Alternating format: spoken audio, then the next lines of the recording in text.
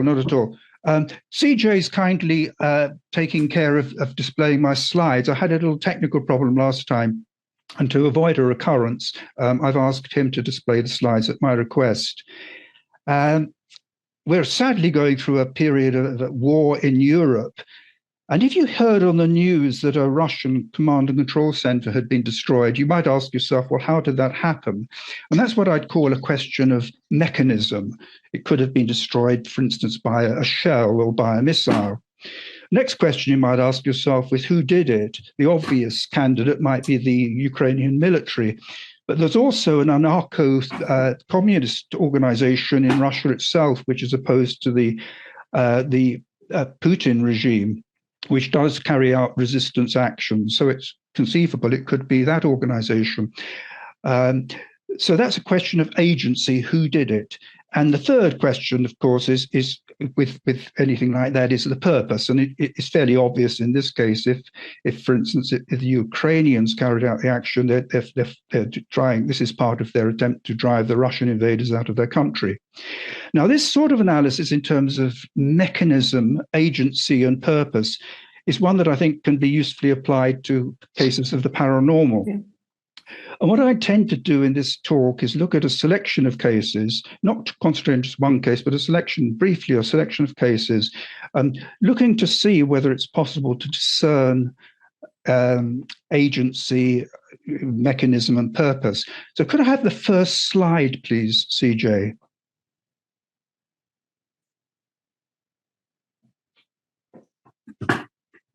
Right. So here we have this acronym I used is MAP, for mechanism, agency, and purpose. And the second slide, please, CJ.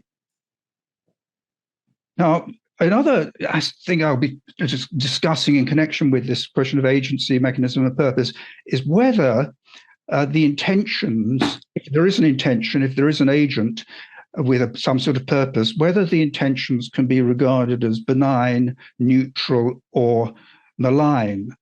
Now, I think in some cases it's very hard to know whether there was any benign intention or malign intention.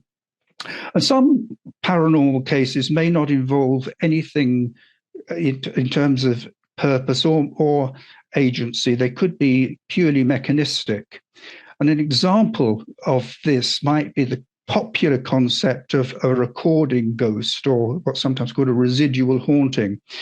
And this is a notion that's very popular with ghost hunting groups, who suppose that in certain circumstances, the environment can act as a sort of video recorder and record events. And subsequently, those recorded events can be played back.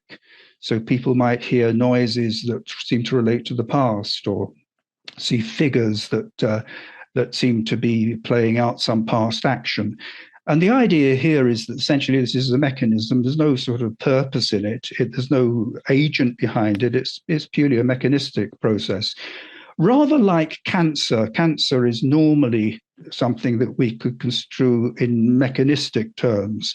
There's not normally someone trying to give you cancer.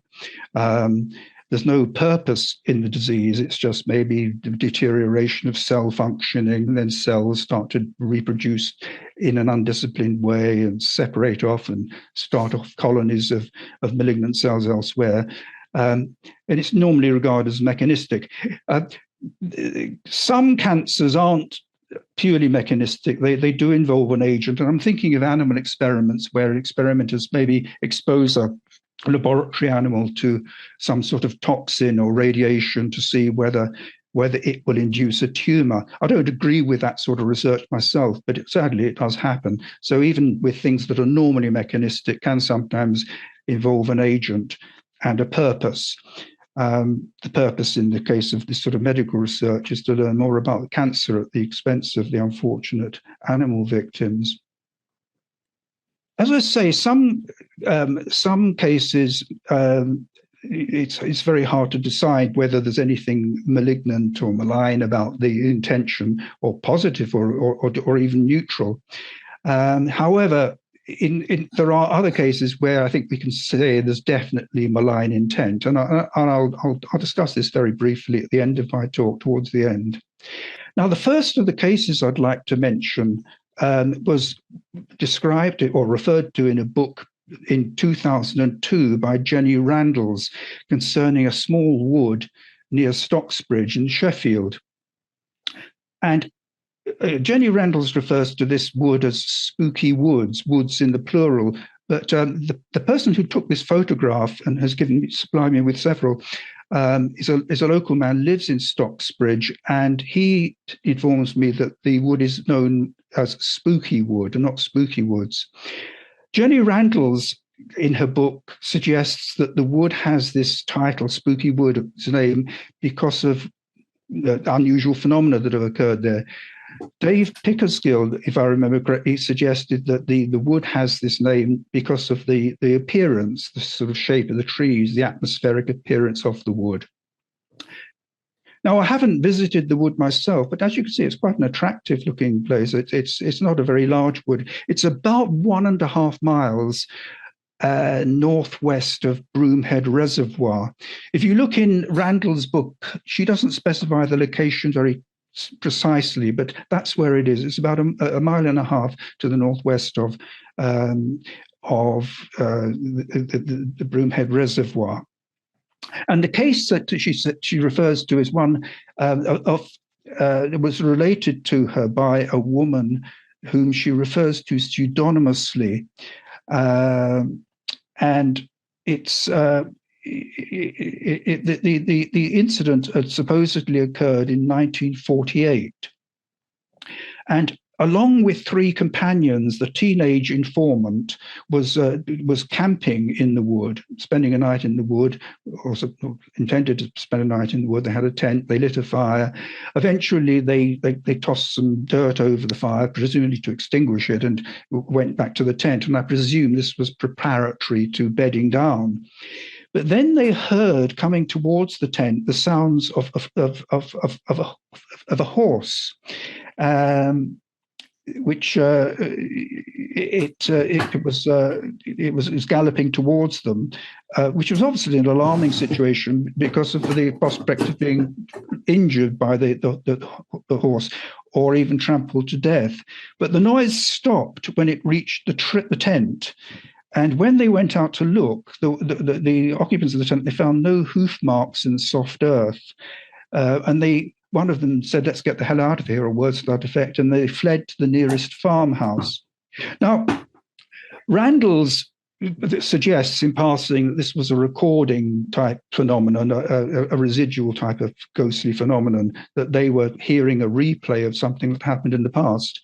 I would suggest a different possibility. This is all conjecture, of course, but I would suggest a different possibility. One of the reasons why I'm a little bit skeptical about this recording notion is that the sound of the horse coming towards them, as I say, the horse did seem to be coming towards them, and it seems unlikely to me that if they were hearing simply a recording, that the horse would have sounded as if it were coming straight for them. And I think it's useful in cases like this to ask if there is a purpose in a manifestation. How did the witnesses react? Because that may give you a clue to what the purpose was. And the witnesses left the scene of this. They were driven away. And that may be the purpose of the manifestation. The manifestation may have been orchestrated to drive them away, to ask them to get them to leave the where they were. That raises the next question. Well, why would some sort of entity or intelligence want to orchestrate a phenomenon to send the campers scurrying off? And one possibility, this may sound slightly far-fetched, But one possibility is that the intelligence that's orchestrating the manifestations is concerned about fire. And as I say, they had lit a fire. They had to try to extinguish it before they retired to the tent. And that fire could possibly have constituted a danger to the woods. And let's just say, for the sake of argument, that there is some sort of guardian intelligence that's concerned about fire occurring where campfires are lit in places where perhaps it's not the best place for a campfire to be lit. So this is my conjecture that this could be a purposive phenomenon rather than a recording auditory phenomenon. Randalls was told by farmers that they'd often seen lights in the woods, only to find nothing there when they went to investigate. However, she doesn't specify whether the lights were actually above the trees, among them, or whether it was a combination of both. And some 10 years after she had the experience with the galloping sounds, she and her young son reportedly saw an enormous ring of circles over a nearby reservoir. Now, whether these phenomena of the lights and the lights over the reservoir were connected with the galloping sounds, I don't know. Now, staying in this sort of Sheffield area, going maybe a couple of miles to the east, there's another wood called Horncliffe Woods. Next slide, please, CJ. Now, this again was kindly contributed by Dave Pickersgill. This wood is shaped a bit like an axe, with the handle, if I can use that term, sticking up, and the bulbous area at the bottom, which is the larger part of the wood, to the south. And just to the south of the wood, there's a place called Orty Bridge. I hope I've got that pronunciation right. So this wood is within the Sheffield city boundaries. Now, the case I'm about to mention comes from a book by an author called Paul Sinclair. Paul Sinclair, who's now, I'd say, about 60, lives in Bridlington on the east coast, in the Yorkshire east coast, and he's written 5 books. 4 of them are called Truth Proof, then the second, third, and fourth, Truth Proof 2, 3, and 4. And then there's another book called, I think it's Night People, which deals with more personal experiences. Now, the Truth Proof books mainly focus on his immediate area, or the counties in which he, adjacent where he is, and adjacent to that, North Yorkshire and East Yorkshire principally. But sometimes cases outside that. In this case, is from South Yorkshire rather than East or North Yorkshire. Now, in the course, I'll be mentioning a few of the cases that Paul Sinclair cites. I did write to Paul. I sent an email some time ago to try to get further details about some of the cases, and he wrote back saying that he would phone me the next week, early next week. But if he didn't phone, here's his number, which I already had. In the event he didn't phone, and given that he hadn't been maybe that ideally responsive to my inquiry, I thought I'd leave it there rather than sort of chase him up. But anyway, this case from Horncliffe Woods, it concerns a Bigfoot type encounter. He quotes an account given to him in 2017 by an informant whom he calls Jason Jones. Jones was from Sheffield, but had emigrated to Australia in 2002. The events in question had allegedly occurred some 30 years earlier in 1987, when Jones was 18. Now, he and 2 older friends, Scott and Mark, I don't know whether these names, by the way, are real or pseudonymous, were camping at night in Horncliffe Woods. However, they weren't using tents. They lit a fire and eventually drifted off to sleep. Jason woke around 2 o'clock, 2 a.m., that is, of course, feeling that something wasn't right. This was followed by an overwhelming sense of fear.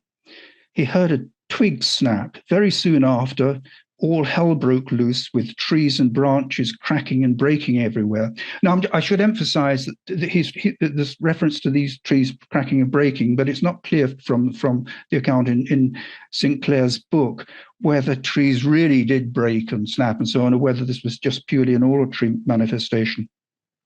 Then Jason heard his friend Scott screaming. Scott was suspended upside down, 2 or 3 feet above the ground, being held by a creature. But all Jason could see of it was a big black fur-covered arm reaching down.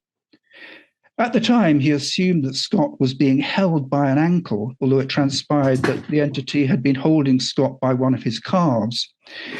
Suddenly, the entity released Scott and ran off, with the men hearing the breaking of trees and plants. As the creature seemed to get further away, there was a sound like a gunshot or a tree exploding, and it was followed by silence. Now, according to Jason's account, Scott was so traumatized by the experience that he wished to run away, which was completely understandable, I think, in the circumstances. But Jason and Mark restrained him. For his part, Jason feared that if they tried to leave while it was still dark, they would have got lost. Now, I'm a little bit doubtful about that because the Warncliffe Wood isn't a vast forest and it's fairly near built-up areas. So I would have thought there would be light cues, and if they'd had an idea of the orientation, what west, north, and south were, they could have found their way out. If you look at the map of the area currently, there are tracks and paths through the wood. So I imagine it wouldn't have been too difficult to get out, particularly if they'd had a compass and a torch. Anyway, they built up their fire and kept it going at night while they waited for daylight. Now, this building up the fire could imply that they thought that would be protective. That they repeatedly experienced a succession of further attacks similar to the first, although no one was actually lifted into the air with these subsequent attacks, and no creature was actually seen. Between each episode, there was supposedly a quiet period of about half an hour. During the second attack, Jason inferred that 2 creatures were involved because he could hear movement from more than one direction. As noted, sounds were reportedly heard suggestive of trees branching, but as I say, that I'm not sure whether there was a physical accompaniment to that. But however, notwithstanding, there was definitely a physical component to these events because the next day, Scott's calf was seen to be blue and swollen where the entity had held him. All this, of course, presumes that the report is accurate. However, I've found no other reports of people having such experiences in Warncliffe Woods. Sinclair seems to believe Jason's story, but there appears to be no corroboration. Sinclair doesn't indicate whether he inquired about the possibility of contacting Scott and Mark to get their recollections. To be fair, it may be that Jason had lost contact with these 2 former friends.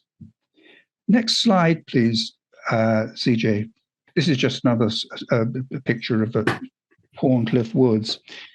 In the autumn of last year, a documentary entitled Elusive Bigfoot Abroad was screened in the UK, or at least where I am in Scotland, by Blaze, a Freeview television channel. The documentary runs for 2 hours and 25 minutes, so of course some of that time is taken up with commercial breaks. Towards the end, there's an audio clip lasting about 2 minutes in which Jason talks to Paul Sinclair, describing his 1987 experience. But what he says there differs in some respect from his account in Sinclair's book. First, judging from the documentary, he was in the wood with 3 friends, not 2, as stated in the book. Second, whereas his account in the book refers to a series of attacks occurring at intervals throughout the night, he mentions only one in the documentary, that during which one of his companions was lifted into the air. Third, although his wording isn't entirely consistent in the documentary, he states that both of the victims' calves incurred bruising, whereas in the book mentions only one of them being so affected. And fourthly, Jason's wording seems to suggest that the person who was panicking and wanted to run away wasn't Scott, but was one of the others. So there's a little bit of mutation occurring here. Jason's story is, of course, somewhat reminiscent of alleged Bigfoot activity in forested areas of the United States, where you maybe have a person or group of people camping in the woods. They hear maybe creature sounds, maybe stones are thrown at them. They feel creeped out. They feel they're being watched. They hear snapping of branches and so on, and they decide to leave, and they're chased back to their car, and all the while they seem to be followed by some creature that they may not even get a glimpse of. Now, interestingly, there was a fire at Horncliffe Woods in the summer of 2022. I don't know how it started, but it was detected on the 14th of August of that year, with firefighting operations continuing into the next day. Now, the reason I mention that is, again, my conjecture here, if there's any truth in this dramatic story about Horncliffe Woods, is that the manifestations could, and this is conjecture, as I say, could have been because some sort of intelligence was concerned about the men lighting a fire. Maybe where they were camping, it wasn't a really ideal spot for a fire to be lit. If indeed this incident occurred in September, that's just after the summer, depending on whether it was a particularly dry summer, it's possible that the wood was in a sort of a potentially dangerous state regarding fires. So it could be that there was some sort of guardianship activity here, and the purpose of creating this disturbing manifestation wasn't just to give the men a fright for the sake of it.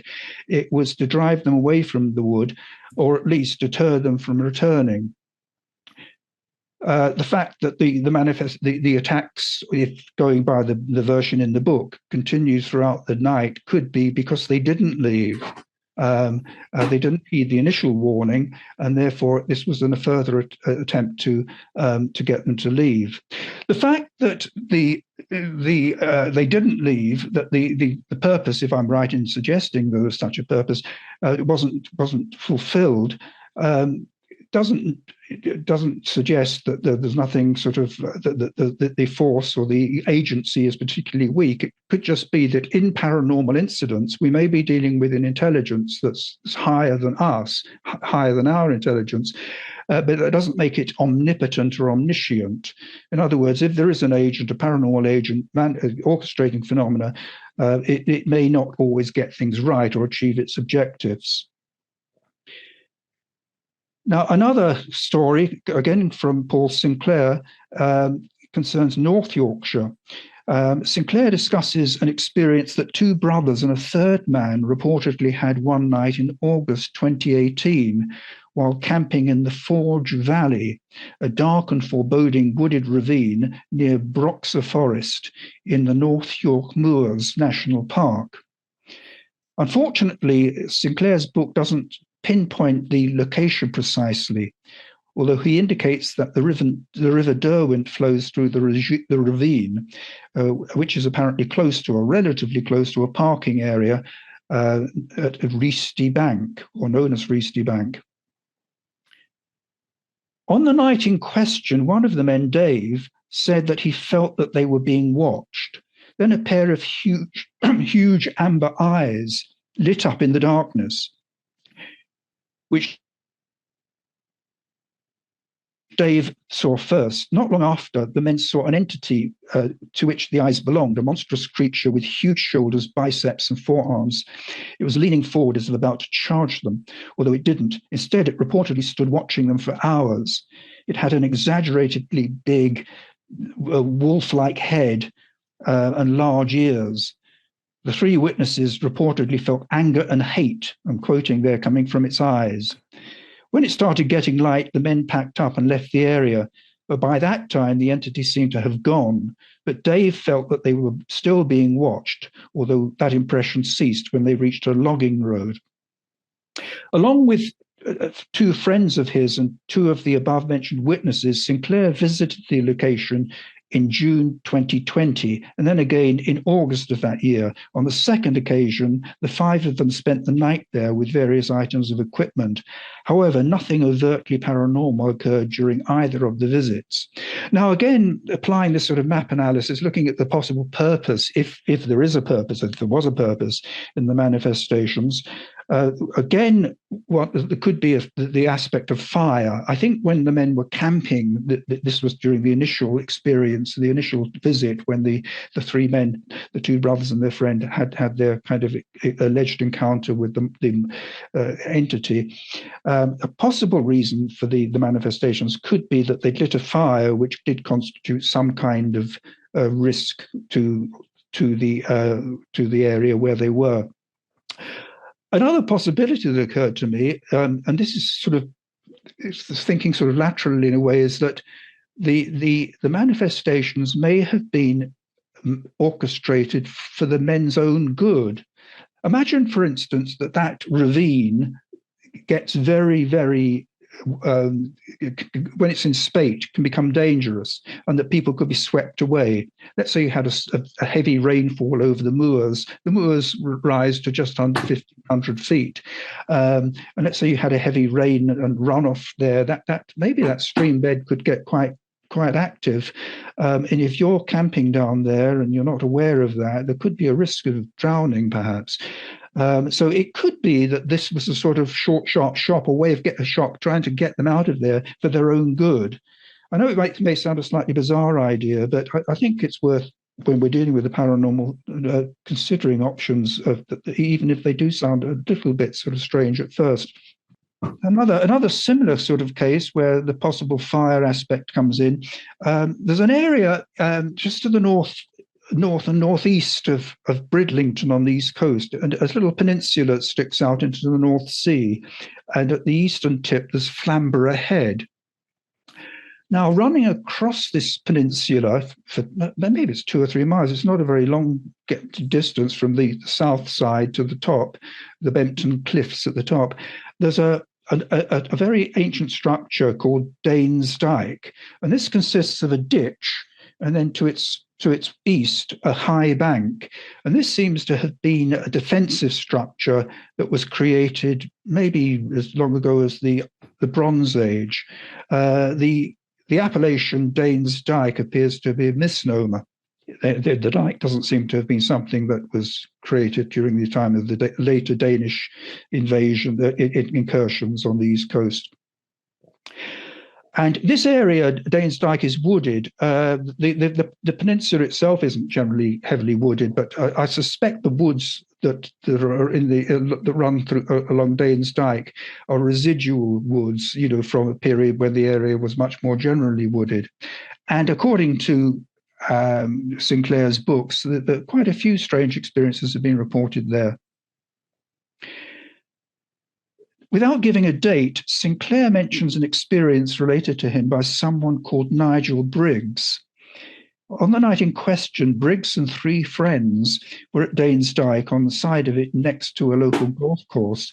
They were preparing to light a fire. Now, that may be significant. I'll just emphasize that, preparing to light a fire. They began to feel uncomfortable, and they thought they could see a tall figure watching them. Eventually, Briggs approached it carrying a shovel. I don't know why he had a shovel with him, but he had the shovel with him, and he got to within some 6 or 7 feet of it, but found it hard to make out its details. He became scared and banged the shovel on the ground a few times, but the person or thing didn't move or flinch. It seemed to be at least 7 feet tall, and it didn't appear to have any clothing. Feeling apprehensive, Briggs and his friends left. On the way out, Briggs looked back and saw the entity jump down to the bottom of the dike, which was too great a jump for a human to make without being injured. You can get rid of the slides now, actually, CJ. Okay, you can see me there, right? So the next case I want to talk about is in North Yorkshire also. It's called, it's from Cropton Forest, again from Sinclair.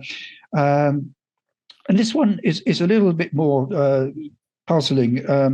There could be a link with fire, but the purpose here is less clear-cut. if the testimony, of course, is correct.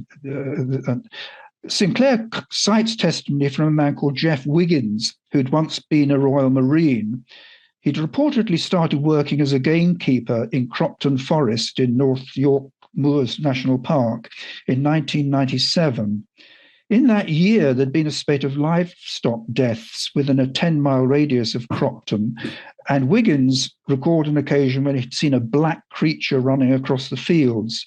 He'd allegedly had some odd experiences in 2002, and in June 2020, Sinclair and a friend of his, Les Drake, met up with Wiggins in the locality to discuss them. Now, Wiggins worked in an area covering 6,000 acres. He maintained some 500 acres of it as for pheasant shoots. And for some reason, he used a derelict farmhouse known as Brown Head Farm, which is about 13.5 miles west-northwest of Scarborough. He used that as a base camp when he was working deep in the forest. It's about 2 miles north-northeast of a scattered hamlet of Stape. And according to Sinclair, the farmhouse was last inhabited in 1958. So by the time that Wiggins was using the place, was sort of camping out there at times, the place was already derelict. But I presume it's now in a pretty bad state. You can find you may if you're interested, you can find pictures of it or even video of it online. One night, Wiggins was walking back to the farmhouse with his nephew when a spherical white light the size of a beach ball suddenly sprang up from the ground next to him and then disappeared. Subsequently, things began to feel strange to him in the area. During both day and night, he had a feeling of being watched. In addition, he heard sounds like those of a newborn baby near the farmhouse and elsewhere in the forest. At one point, he was with another gamekeeper, and they both heard the sounds. They walked in the direction of where the cries seemed to be coming from. When they reached the perimeter of the woodland, the sounds stopped temporarily, only to resume, now seemingly coming from deeper in the woods. It was almost, I suppose, as if the voice was trying to lure them, inwards or away from where they were going. Some 2 weeks after he saw the anomalous light, Wiggins had an unusual experience at the farmhouse. Lying in his sleeping bag, he woke up in the early hours with a sense of unease. He felt as if he were being watched. Some illumination was provided by the dying embers of a fire that he'd lit previously, and he saw a dark shadow passing the window. Then a dark shape began to fill it, that of a very large creature, probably as much as 8 feet tall, with very big shoulders and a massive head. It seemed to be looking in, although Wiggins wasn't sure whether it could see him. After a while, probably no more than 10 minutes, it slowly moved away. Thereafter, Wiggins' feeling that he was being watched intensified as he went about his work. He felt that eyes were on him constantly. A few days after seeing the entity at the window, Wiggins decided to conduct an all-night vigil outside the building. He lit a fire in the building and positioned his sleeping bag where he would normally sleep. He then left the building and secreted himself in a ditch on the edge of the woodland, from a point where he could observe the window through which he'd recently seen the entity. Around 2 a.m., or perhaps later, he saw a very large creature moving along the front of the building. It seemed to glide rather than walk. After standing in front of the above-mentioned window for a while, it went back into the woods. Now, unfortunately, Sinclair doesn't explain what happened subsequently, whether, for example, Wiggins continued working in the area for a while or whether he left his job. Regarding the night when he saw the entity at the farmhouse, the dying embers of the fire were inside the building, not outside and behind the creature. Therefore, it's not clear to me how Wiggins was able to see it, although maybe it was a clear night with a degree of illumination being provided by the moon and stars. Another thing that puzzles me is why Wiggins would be spending nights at the derelict farmhouse in the first place. As noted, he'd reportedly been working in the area as a gamekeeper since 1997. Unless he commuted from somewhere more distant, one might have expected him to have a home in the locality, and most likely transport commensurate with his job, for example, a four-wheel drive vehicle capable of negotiating rough terrain. So from an evidential point of view, this intriguing but creepy account isn't very strong, since we have testimony from only one witness. A degree of corroboration might have been forthcoming if Sinclair had contacted Wiggins' nephew and the other gamekeeper mentioned, but Sinclair doesn't say whether he made any attempt to obtain statements from them. Now, as far as purpose is concerned, I can't see much in this case. I can see a fire link. There was the fire that was lit within the farmhouse, and I presume that if there was a fire in the farmhouse, it was using the chimney. The chimney was in a state of reasonable repair. So if it was in a state of reasonable repair, but I can't see that as constituting a particular danger to the surrounding woodland. So this idea of a protective notion doesn't sort of seem to fit.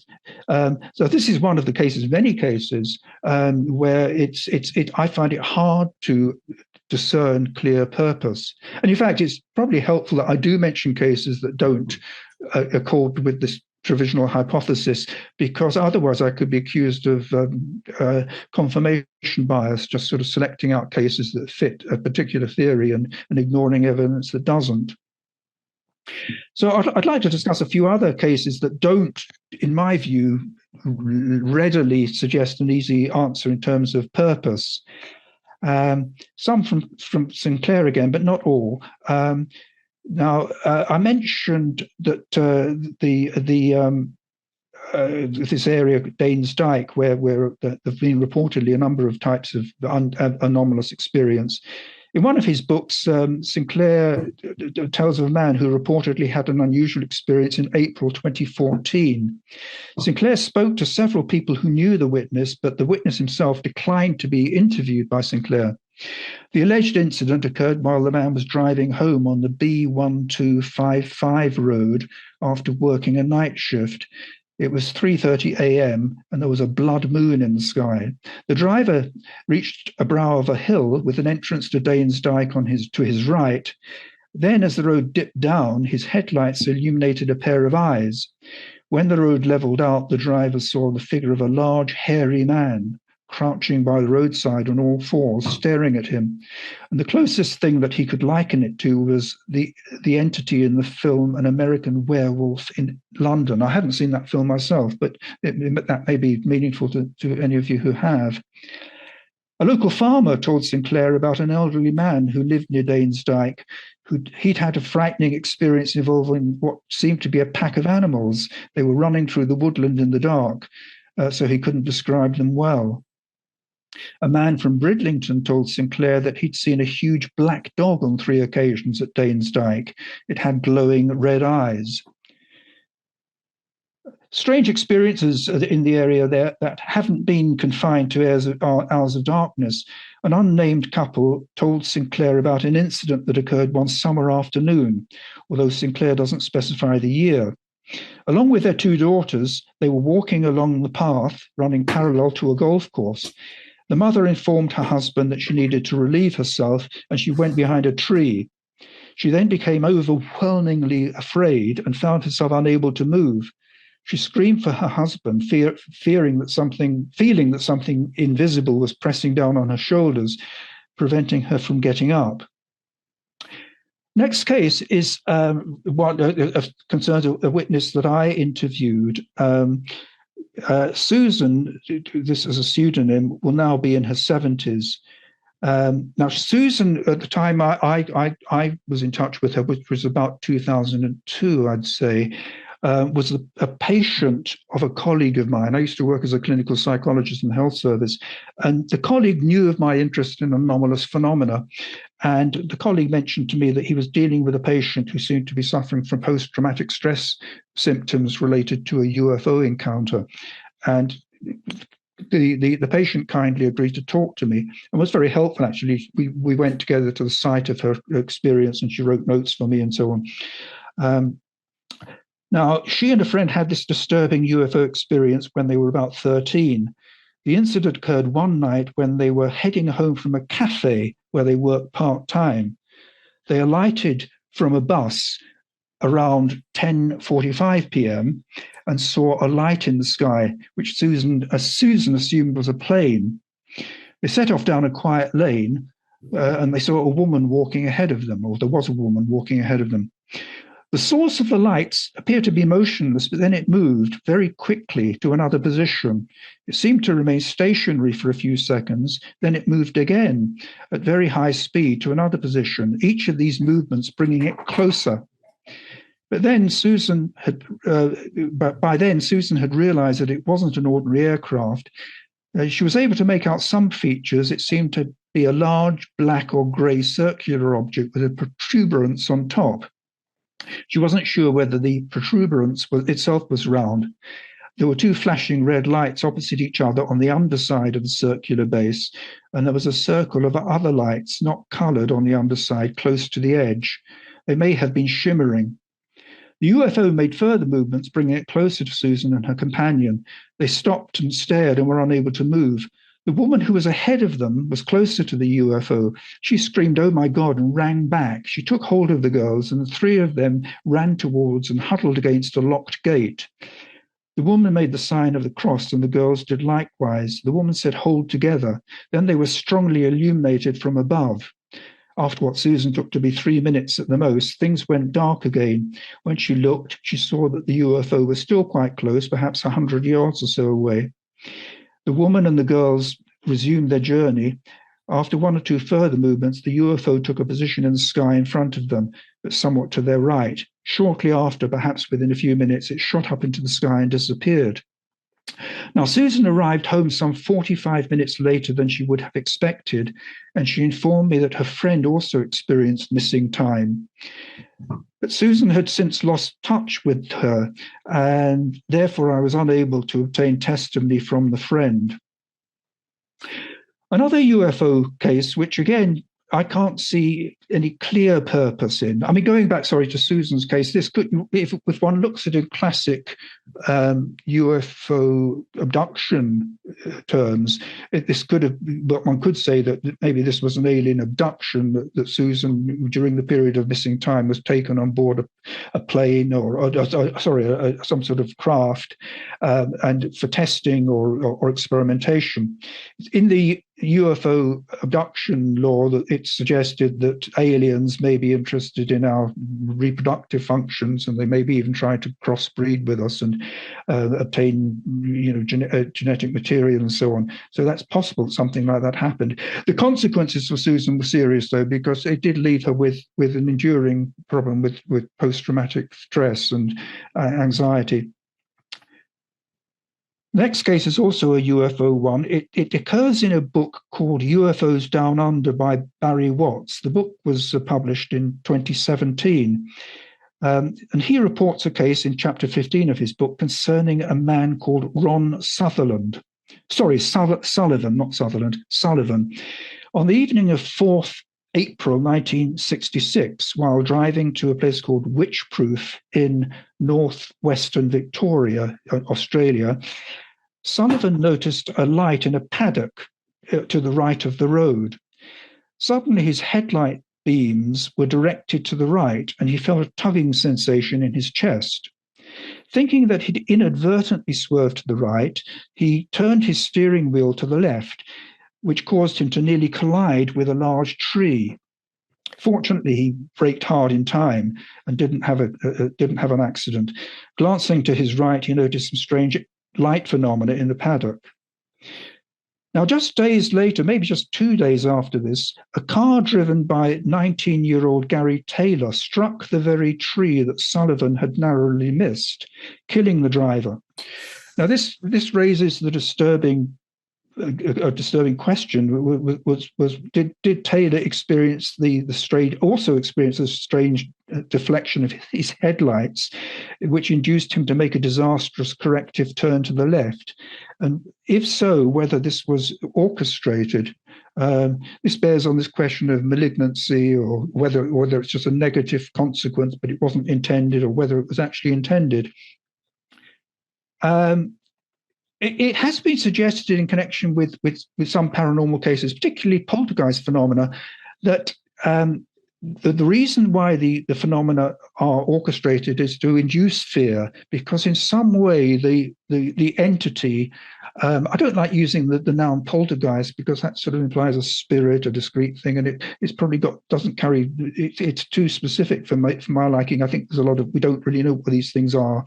I just prefer a more general term like the intelligence or the agent. But the idea is that the intelligence or the agent in some way feeds off fear. I find this a strange notion because fear is a state. It's sort of physiological and psychological state. It's not a substance.